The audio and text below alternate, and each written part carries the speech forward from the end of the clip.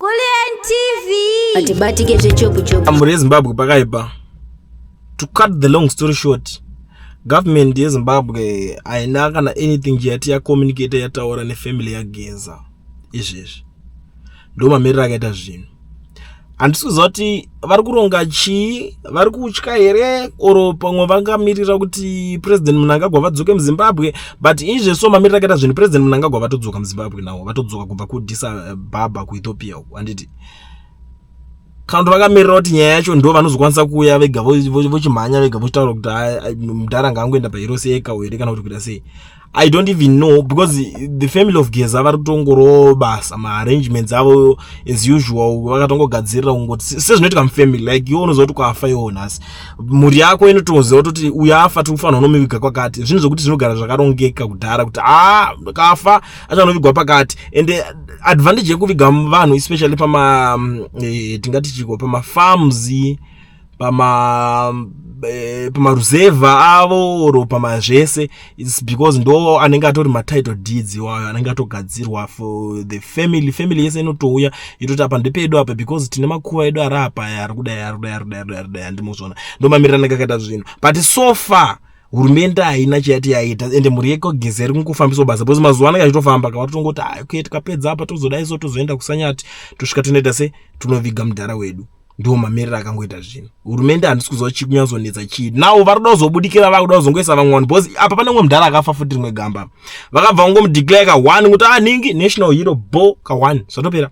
But vamwe vese vakanhokaita sana Geza vari kutoignore zvo. Ameno handichazivi kuti oro vada kutry kuita sei kana kuti kuseta example yekuti zvizonzi munhu wese anenge azobuda achizopandukira hurumende icho rakarwa hondo zvinenge anenge akuignorewa asi city part of these guys here. I don't even understand kuti zvinofamba sei. And handizivo futi kuti sei ugamba hwacho uchizodeclare uchimirira kudeclarewa nemunhu anenge ari paningini padenga. Mubvunzo yacho takada kubvunzana yakawandisa. Why zvese zvingomirironzi president's office ndo inofanira kudeclare zvese? Hapana here kana even kana department rinomirira like iro remaovetiri newat harikwanisa kungogadzira kuti now we are ready to declare munhu wedu as a hero. Because takaona people like ana Mutsvangu ana vese vaita kuti mudhara akarwa hondo, he deserves to be a national hero. But so far mamirira zvakaita handisi kuziva kuti bitterness ndedzei, kuti varume ava vakapinda nemoyo here kana kuti vakaita zvekudii. I don't even understand kuti zvinopera sei. So ndo mamirira akaita zvinhu. Ndandiri kumbobvunzwa navanhu kuti zvazodii shamara ofa azoitwa gambe remudhara uya. So far family iri kuti hatisati tataurwa nesu, hatina chatatanzwa. Ameno kuti vari kuronga chii, hanzi hatina chatakamboti tapokana nawo kana kuita sei, tiri kungoitawo zvinhu nemazvo.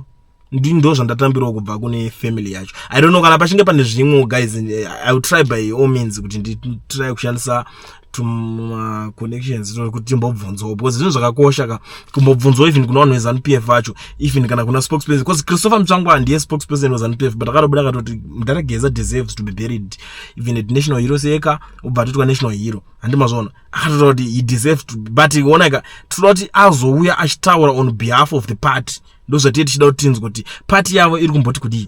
Because ye kana ari kuti as a spokesperson of taura kutsvaga spokesperson wegovernment uyautiudzoyo as a spokesperson of government kuti muri kuti uchii, what's your take on the issue of Geza, because hatidi kukwanisa kuti nyaya dzimwe dzingonyararo kana pachinge pane explanation zvinotobatsira. maZimbabweans akangowana enough explanation zvatoright.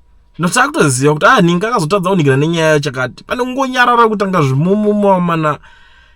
Amen. Hatiziva kuti chimwe marongero aya ndo maitira acho here guys. Zviri kwezvi nei.